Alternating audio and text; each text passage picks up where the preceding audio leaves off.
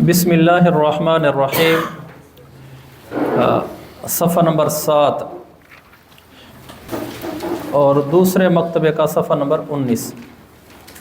الفصل الاول علوم القرآن، تمہید۔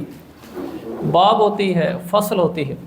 باب مرکزی عنوان ہوتا ہے، جس باب دروازے کو کہتے ہیں، اس دروازے سے آدمی داخل ہوتا ہے، اندر کئی کمرے ہوتے ہیں جب مین دروازے سے داخل ہوتا ہے، اور ہر کمرہ فصل کہلاتا ہے۔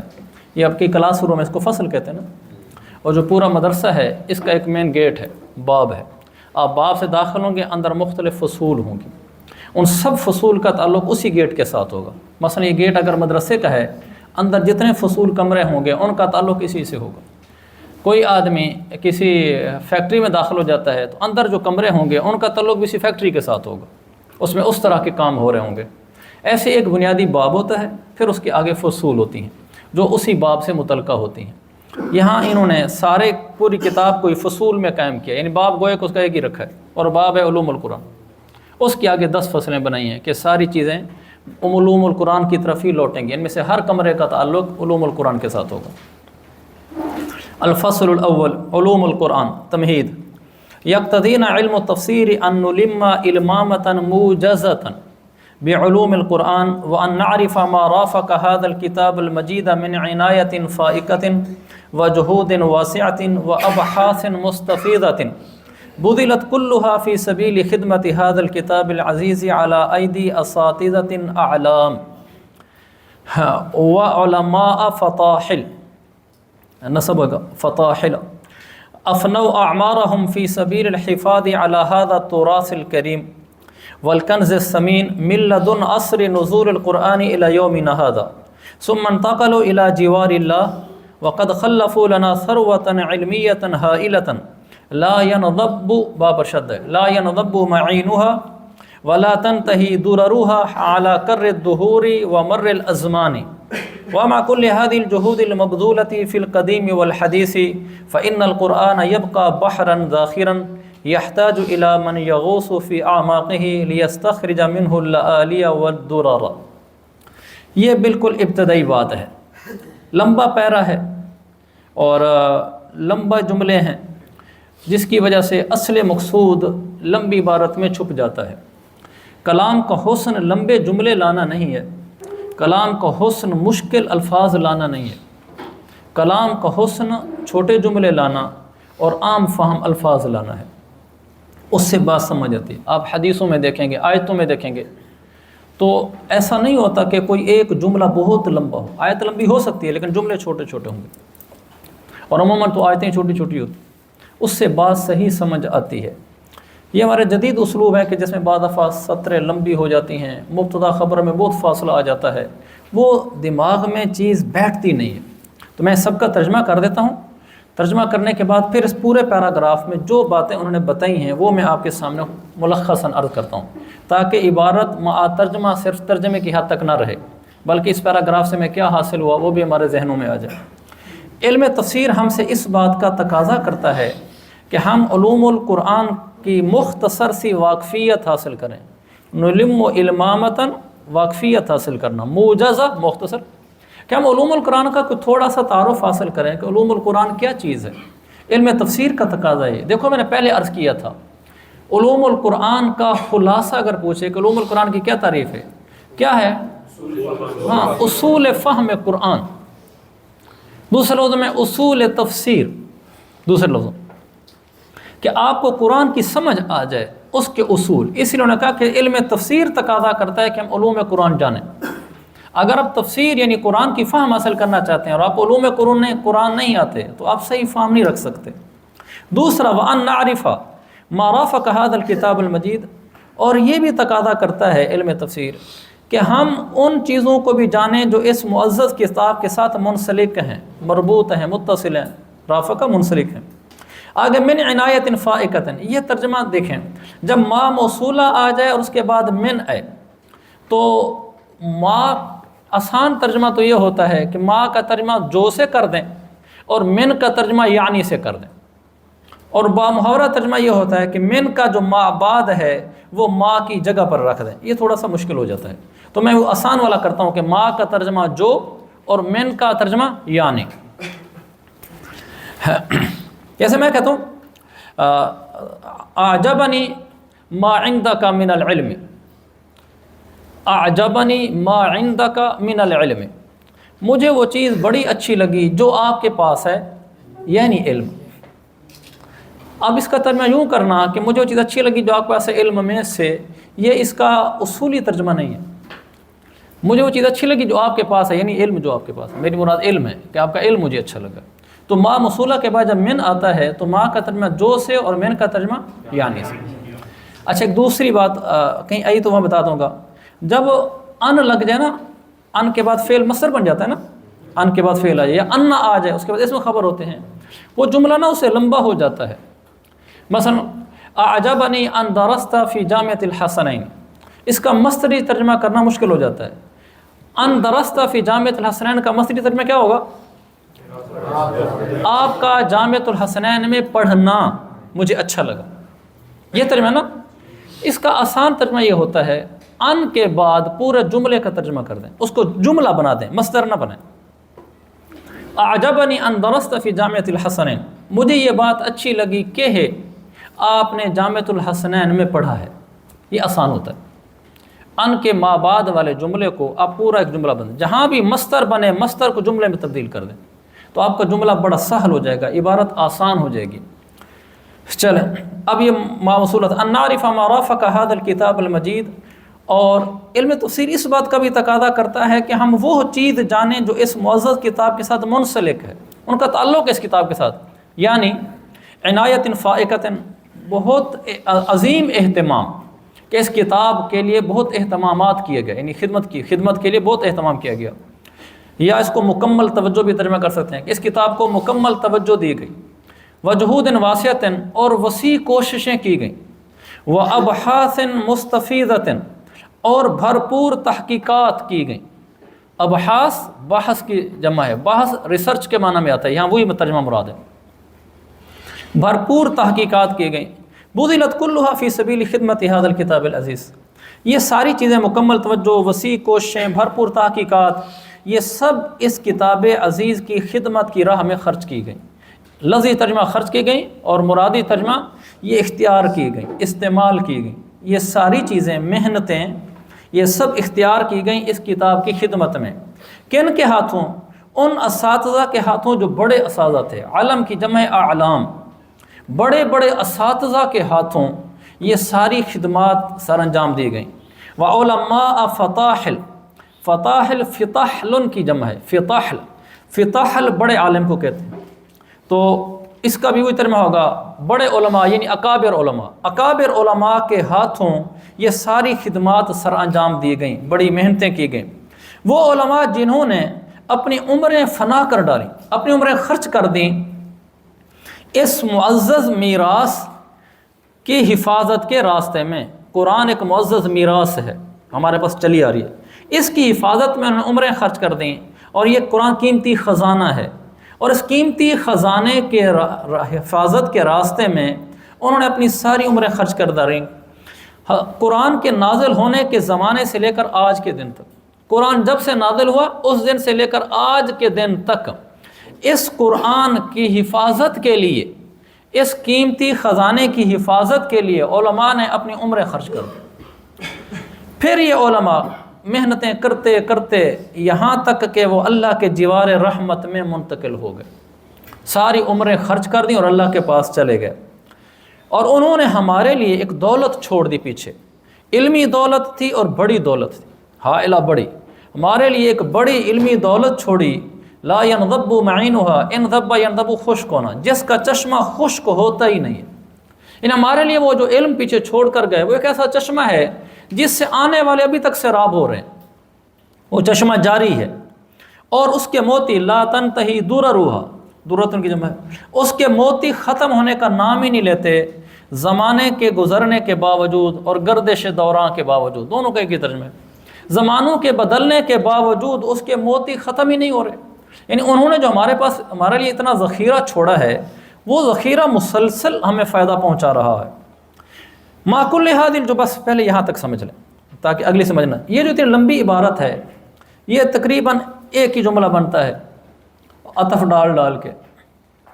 اس عبارت میں لمبی عبارت ہونے کی وجہ سے مضمون ذہن نشین نہیں رہتا، لیکن ابھی تک جو میں نے پڑھا ہے اس میں انہوں نے صرف اتنا بتایا ہے کہ اس بات کو بھی ہم جانیں کہ اکابر علماء نے قرآن کی خدمت کے لیے بہت محنتیں کی، علوم قرآن کی خدمت کے لیے، قرآن کی خدمت کے لیے بہت محنتیں کی ہیں اور اس میں اپنی عمریں فنا کر دیں، لیکن نتیجہ یہ نکلا کہ ہمارے لیے ایک بہت بڑا علمی ذخیرہ چھوڑ گئے۔ یہ خلاصہ ہے اب تک کی سطروں کا۔ علماء نے قرآن کی خدمت میں بہت محنتیں کی، عمریں خرچ کر دیں، نتیجتاً ہمارے لیے ایک بہت بڑا علمی ذخیرہ چھوڑ گئے جس سے ہم آج تک مستفید ہو رہے ہیں۔ تو اس سے یہ پتہ چلتا ہے کہ قرآن کی بڑی خدمت ہو گئی ہے۔ اس لیے آگے کہا وَمَعَ كُلِّ هَذِهِ الْجُهُودِ الْمَبْذُولَةِ، ان ساری کوششوں کے باوجود جو خرچ کی گئی، ان ساری خرچ کردہ کوششوں کے باوجود گو انہوں نے عمریں فنا کر کے بڑا ذخیرہ چھوڑ گئے، لیکن بہرحال ان سب کوششوں کے باوجود فی القدیم والحدیث، قدیم زمانے میں یا جدید زمانے میں، حدیث بمعنی جدید، قدیم زمانے میں خدمتیں ہوئیں قرآن کی یا جدید زمانے میں ہوئیں، ان ساری خدمتوں کے باوجود قرآن اب بھی ٹھاٹھے مارتا ہوا سمندر کی حیثیت سے باقی ہے۔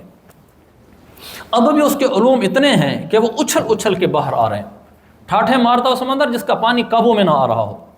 قرآن اب بھی اتنا بڑا سمندر ہے کہ وہ اب بھی قابو میں نہیں آتا، وہ ایسے اچھل رہے ہیں اس کے خزانے، اور ایسا سمندر ہے جو ابھی بھی راہ تک رہا ہے، یحتاجو ضرورت محسوس کرتا ہے، ابھی بھی راہ تک رہا ہے اس شخص کی یا ان لوگوں کی جو اس کی گہرائیوں میں غوطہ لگیں، یغوص غوطہ لگیں اعماق گہرائیوں میں، جو اس کی گہرائیوں میں غوطہ لگیں تاکہ اس سمندر میں سے وہ جواہرات اور موتی نکال کر لیں، لعلی لؤلؤۃ کی جمع، درر درۃ کی جمع، تاکہ اس میں سے جواہرات اور موتی نکال کے لیں۔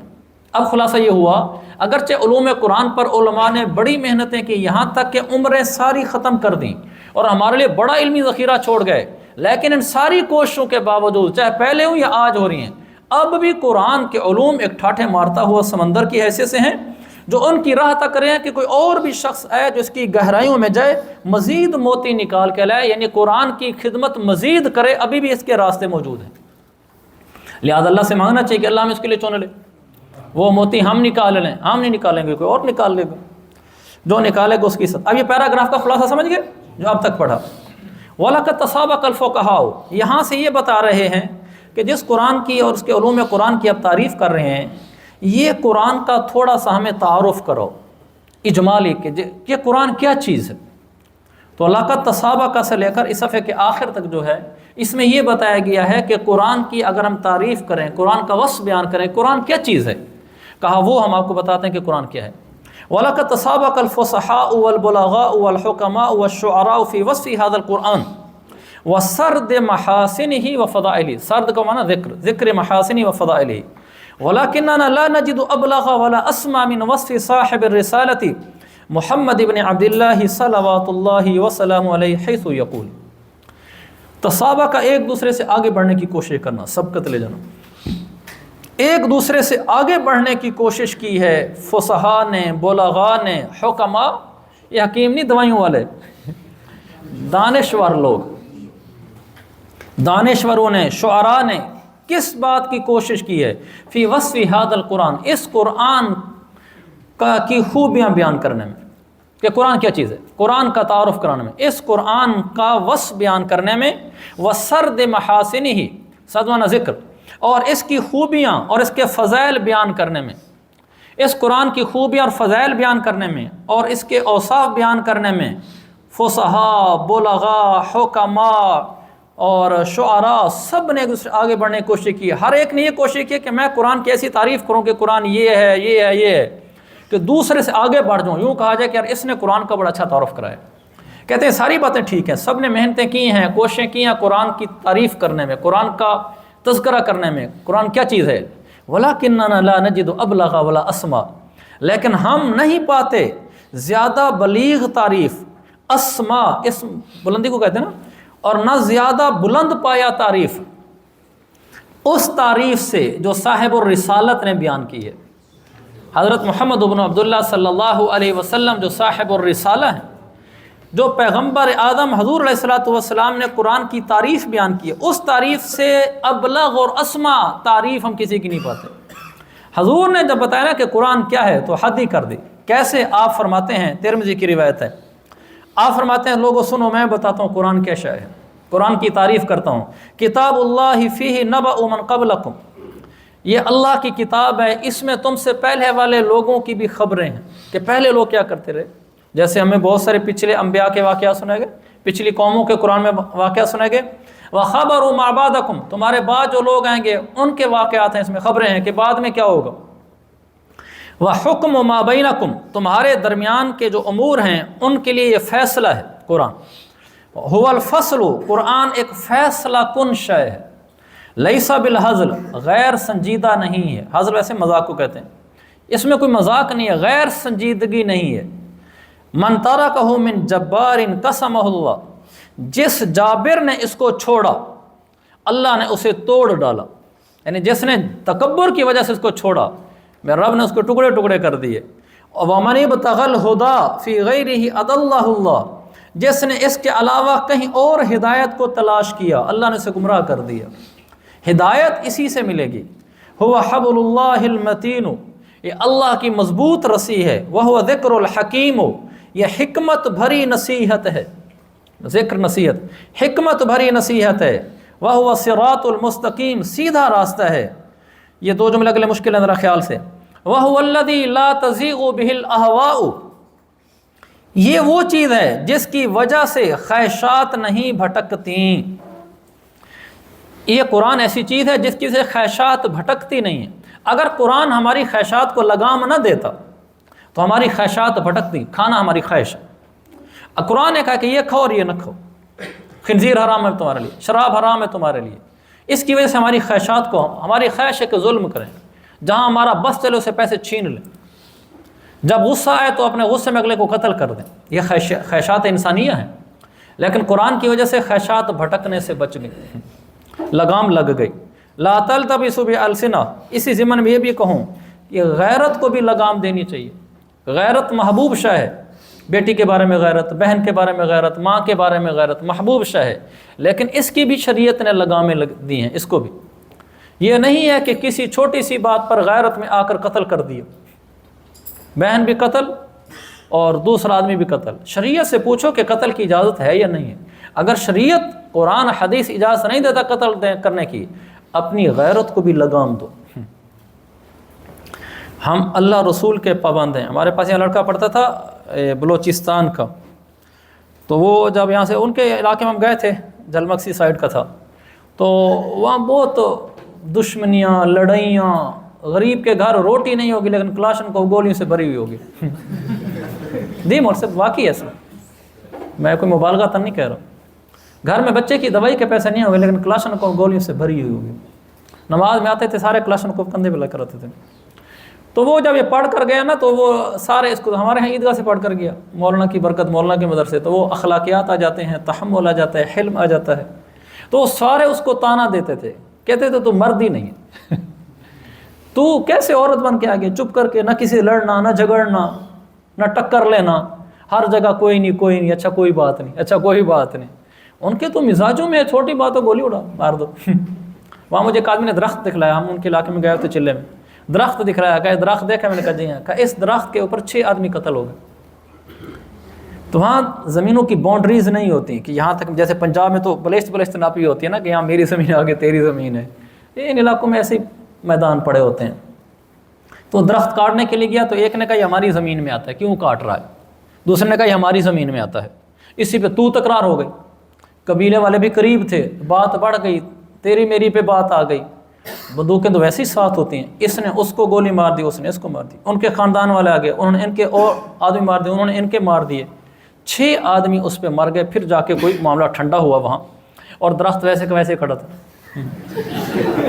بس یہ بے تکی ہے نا، ایسا غصہ، یہ جہالت ہے، ایسی غیرت، ایسی بہادری، یہ تو کوئی بہادری نہیں، تو بے وقوفی ہے۔ تو اس لیے اپنی غیرت، اپنی بہادری، اپنے جوش کو بھی لگام دینا چاہیے، ہمیں بھی، مجھے بھی، آپ کو بھی۔ وَلَا تَلْتَبِسُ بِهِ الْأَلْسِنَةُ، اس کی وجہ سے زبانوں میں اشتباہ نہیں ہوتا، اس کی وجہ سے زبانوں کو، اس کی وجہ سے نہیں، اس میں زبانوں کو اشتباہ نہیں ہوتا۔ اس میں کا مطلب اس کے پڑھنے میں، اس کے پڑھنے میں زبانوں کو اشتباہ نہیں ہوتا۔ اشتباہ نہیں ہوتا کا مطلب مرقات المفاتیح میں اسی حدیث کی شرح میں لکھا ہے لا تلتبس ای لا تتعثر علیہ السنۃ المؤمنین ولو کانوا من غیر العرب، کہ اب لا تتعثر، عین اور سین، لا تتعثر ترجمہ ہے لا تلتبس کا، لفظی ترجمہ یہ کریں گے کہ اس میں، اس کے پڑھنے میں زبانوں کو اشتباہ نہیں ہوتا۔ مفہوم یہ ہے کہ اس کے پڑھنے میں زبانوں کو مشکل پیش نہیں آتی، عصر سے نا زبانوں کو مشکل پیش نہیں آتی، اگرچہ وہ غیر عرب ہوں۔ دیکھو سارے قرآن پڑھ لیتے، ہماری زبان ہی نہیں ہے، جبکہ دوسری زبان کی ادائیگی تو بہت مشکل ہوتی ہے، خاص طور قرآن کے مخارج، الفاظ کا اتار چڑھاؤ، ہم اجمی لوگ، ہر ملک کے لوگ پڑھ رہے ہوتے ہیں۔ یہ کو آپ ترجمہ کریں گے کہ یہ قرآن وہ ہے کہ جس کے پڑھنے میں زبانوں کو اشتباہ نہیں ہوتا، یعنی مشکل پیش نہیں آتی، اور علماء اس سے سیر نہیں ہوتے، علماء کا پیٹ نہیں بھرتا، وہ اس میں اور مطلب نکالتے ہیں اور پڑھتے ہیں اور مطالعے کرتے ہیں اور تفسیریں لکھتے ہیں۔ یہ نہیں کہ چلو لکھ لیا قرآن سمجھ آ گیا، نہیں۔ لا یخلق لفظ ہے علی کثرت رد، اس کے بار بار دہرانے کی وجہ سے یہ پرانا نہیں ہوتا، بار بار دہرانے سے پرانا نہیں ہوتا۔ دیکھو کسی کتاب کو، کسی مضمون کو آپ بار بار پڑھیں، آپ تھک جاتے ہیں، یار بس کرو، کتنی دفعہ پڑھواؤ گے مجھ سے؟ لیکن قرآن پڑھتے پڑھتے آدمی کو سفید بال آ جاتے ہیں، اب بھی پڑھنے میں مزہ آتا ہے۔ پرانی چیز آدمی بیزار ہو جاتا ہے نا کہ یار بس کرو، یہ پرانا نہیں ہوتا، ہر دفعہ نیا لگتا ہے، نئی چیز میں دل لگتا ہے۔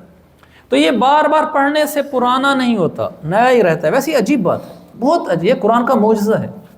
آپ دنیا کی کوئی کتاب ایسی نہیں لا سکتے جس کو آپ ساری زندگی ایک ہی صفحہ پڑھتے رہنا، ایک جیسا ہی، اور پھر بھی آپ کا دل کرے پڑھنے کو، سکون ہے، پھر بھی آپ بیٹھ کے روئیں، ایسا نہیں ہوتا۔ اچھا، ولا تنقضی عجائبہ، اس کی عجیب باتیں ختم نہیں ہوتی، اس کے نکات، ہر دفعہ کوئی نہ کوئی عالم اس میں سے عجیب نقطہ نکال لیتا ہے جو پہلے کسی نے نہیں نکالا ہوتا، وہ ختم ہی نہیں ہوتی۔ ایک سطر ہے، اس میں سے کتنی تشریح کر لیں گے، 1400 سال ہو گئے تشریحاں ہوتے ہوتے، ابھی اور کتنی کرنی ہے، اب بھی ہو رہی ہیں۔ جبکہ عموماً ایسا نہیں ہوتا کوئی آدمی کو جملہ بول کے چلا جائے 1400 سال سے اسی کی تشریح ہو رہی ہو کہ جی اس جملے کا یہ مطلب ہے، یہ مطلب، تھک جاتا ہے آدمی، کہتا ہے اور کیا سمجھنا ہے اس میں سے۔ لیکن قرآن ہے، وہی آیتیں ہیں، وہی جملے ہیں، اب نئی نئی باتیں اس میں سے نکلتی ہیں۔ ہمارے مولانا بیان کرتے ہیں ہن لباس لکم انتم لباس لہم، لباس کی جو تشریح کرتے ہیں وہ شاید کسی تفسیر میں نہیں ہے، عجیب نقطہ ہے۔ تو اللہ تعالیٰ کی طرف سے ہوتا ہے کہ قرآن کے خزانے اللہ علماء پر کھولتا رہتا ہے۔ وَهُوَ الَّذِي لَمْ تَنْتَهِ الْجِنُّ، لَمْ تَنْتَهِ انتہا ینتہی سے ہے، لَمْ تَنْتَهِ الْجِنُّ اِذْ سَمِعَتْهُ، جنہوں نے جب یہ قرآن سنا تو وہ بھی نہ رک سکے، لَمْ تَنْتَهِ نہ رک سکے، حَتَّى قَالُوا یہاں تک کہ بول اٹھے، کہنے لگے ہم نے ایک عجیب قرآن سنا ہے جو ہدایت کی طرف راہبری کرتا ہے، ہم تو اس پر ایمان لائے۔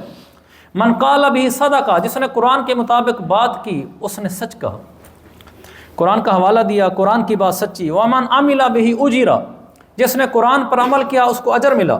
ومن حکم به عدل، جس نے قرآن کے مطابق فیصلہ کیا اس نے عدل کیا۔ ومن دعا الیہ ہدی الی صراط مستقیم، جس نے قرآن کی طرف لوگوں کو بلایا اس کو سیدھی راہ کی ہدایت دی گئی۔ رواہ ترمذی فی باب فضائل القرآن، یہ لفظ ترمذی ہوتا ہے، ترمذی نہیں ہوتا، ترمذی نہیں ہوتا۔ کبھی بھی کسی کتاب کا تلفظ غلط نہ بولیں، صحیح بولیں، عالم کی شان ہے کہ لفظ ٹھیک بولے۔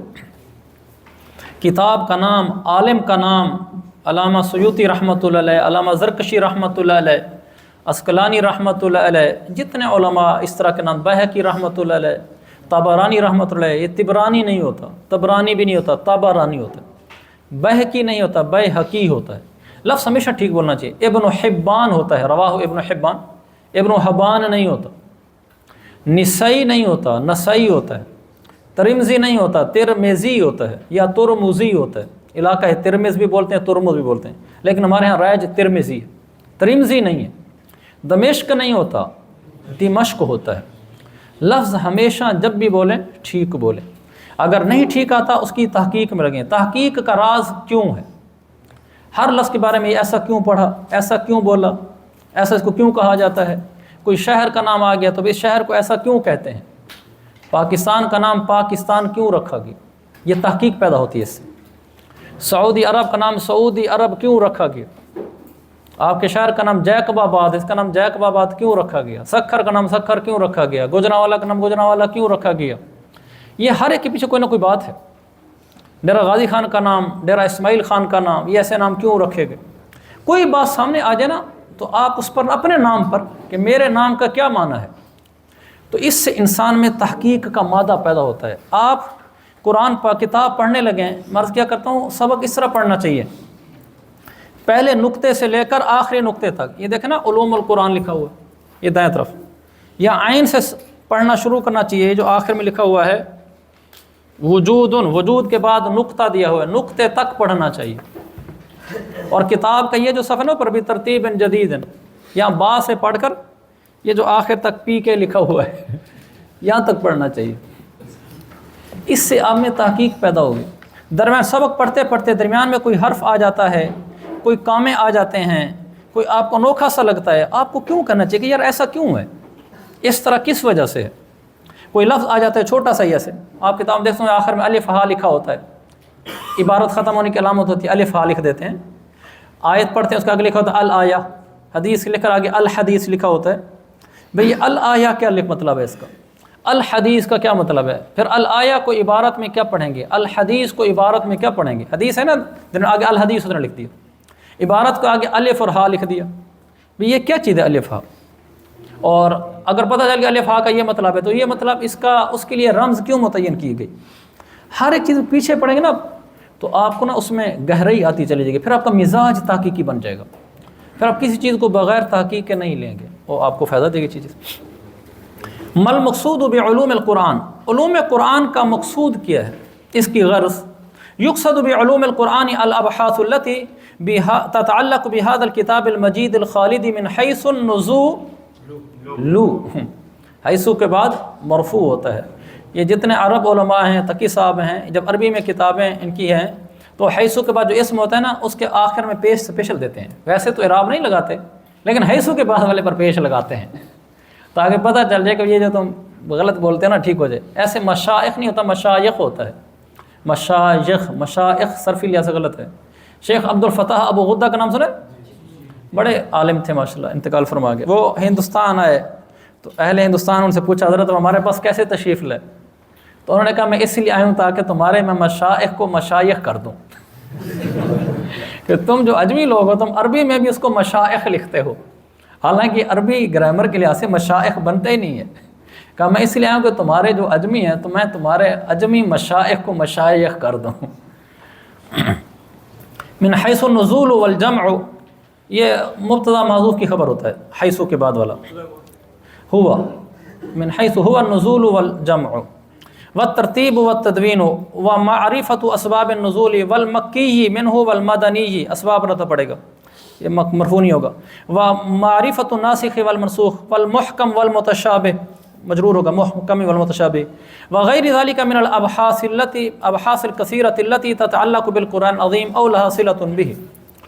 علوم قرآن سے مقصود وہ مباحث ہیں جس کا اس ہمیشہ رہنے والی عظیم کتاب سے تعلق ہے۔ کس اعتبار سے؟ نزول اور جمع کے اعتبار سے، نزول اور جمع کے اعتبار سے کہ قرآن کب اترا، کب جمع کیا گیا، اس کو اس کی ترتیب دی گئی، اس ترتیب سے نہیں اترا نا جس ترتیب سے ہم پڑھتے ہیں، اس کو مدون کب کیا گیا، اسباب النزول جاننا، پھر مکی اور مدنی صورت جاننا، ناسخ اور منسوخ پہچاننا، محکم اور متشابہ پہچاننا، کون سی آیت محکم ہے کون سی متشابہ ہے۔ اس کے علاوہ اور بہت ساری وہ ابحاث جن کا ان قرآن عظیم کے ساتھ تعلق ہے یا ان مباحث کا اس قرآن کے ساتھ ربط ہے، صلہ جوڑ ربط ہے۔ والغرض من هذه الدراسة فهم كلام الله عز وجل على ضوء ما جاء عن الرسول من توضيح وبيان وما نقل عن الصحابة والتابعين حول تفسيرهم لآيات القرآن ومعرفة طریقۃ المفسرین و اسالیبہم فی التفسیر مع بیان مشاہرہم ومعرفۃ خصائص کل من المفسرین وشروط التفسیر وغیر ذلک من دقائق هذا العلم۔ دراست مطلب ہوتا ہے مباحث اور تحقیقات، کہ یہ جو ساری مباحث اوپر ہم نے پڑھی ہیں الابحاث التی تتعلق، ان ساری مباحث سے مقصود کیا ہے؟ چلیں ساری مباحث آپ نے پہچان بھی لی، آپ کو پتہ چل گیا اسباب و نزول کا، ناسخ منسوخ کا، ترتیب و تدوین، ساری باتیں آپ نے پہچان لیں۔ ان کے پہچاننے کا کیا مقصد ہے؟ پہلے پیراگراف میں یہ بتایا کہ ہم اس علوم قرآن میں کیا پہچانتے ہیں۔ انہوں نے کہا نزول، جمع، ترتیب، تدوین، اسباب و نزول، مکی مدنی، یہ چیزیں ہم جانتے ہیں، یہ چیزیں ہم نے جان لی۔ اب اس کا کیا فائدہ ہوا؟ اس سے کیا مقصود تھا؟ کہ اس سے مقصود یہ ہے من ہذه دراسہ، ان مباحث سے مقصود یہ چیزیں ہیں، فہم و کلام اللہ، اس کے اوپر نمبر 1 لکھ دو، ایک یہ مقصود ہے۔ اگلی سطر میں معرفت و طریقت المفسرین، معرفت کے اوپر 2 لکھ لو۔ پھر اسی سطر میں معرفت و خصائص، اس معرفت کے اوپر 3 لکھ دو۔ یعنی بطور خاص یہ 3 باتیں مقصود ہیں ان مباحث علوم قرآن سے۔ پہلی بات کیا ہے؟ اللہ کے کلام کو سمجھنا اس کی روشنی میں جو حضور صلی اللہ علیہ وسلم کی طرف سے ہمارے پاس آئی توضیح اور بیان۔ یعنی یہاں توضیح اور بیان جو نا من والا، اس کو ما کی جگہ پر رکھیں۔ علی ضوء توضیح و بیان جاء عن الرسول، ترجمہ بالکل واضح ہو جائے گا۔ ما کے بعد من ہے نا، تو اس من کے ما بعد کو اٹھا کر ما والی جگہ پر رکھ دیں، ما کو ہٹا دیں، پھر ترجمہ بہت اچھا ہو جائے گا۔ اب دیکھیں، اب میں یوں کروں گا علی ضوء توضیح و بیان، یہ من کا ما بعد ہے نا، اس کو ما کی جگہ پر رکھیں۔ علی ضوء توضیح و بیان جاء عن الرسول، وہ توضیح، وہ وضاحت جو حضور کی طرف سے آئی ہے، اس کی روشنی میں قرآن سمجھنا کہ حضور نے اس آیت کی کیا وضاحت کی ہے۔ حضور کی طرف سے جو وضاحت ہمارے پاس آئی ہے، اس وضاحت کی روشنی میں قرآن کو سمجھنا، یہ ہمارا مقصود ہے۔ وما نقل عن الصحابۃ والتابعین، اور صحابہ اور تابعین سے جو قرآن کی آیات کی تفسیر کے متعلق منقول ہے، تو وہ ہمیں معلوم ہو، ان کی روشنی میں، حضور کی طرف سے آئی ہوئی وضاحت کی روشنی میں اور صحابہ کی طرف سے منقول تفسیر کی روشنی میں قرآن کو سمجھنا۔ اگر ان کی تفسیرات کو چھوڑ دیں گے، اپنی مرضی سے سمجھیں گے تو غلط سمجھیں گے۔ ومعرفت و طریقت المفسرین، مفسرین کا طریقہ پہچاننا کہ ہر مفسر کا اپنا الگ طریقہ ہے تفسیر کرنے کا، اور اس کا تفسیر میں اسلوب کیا ہے۔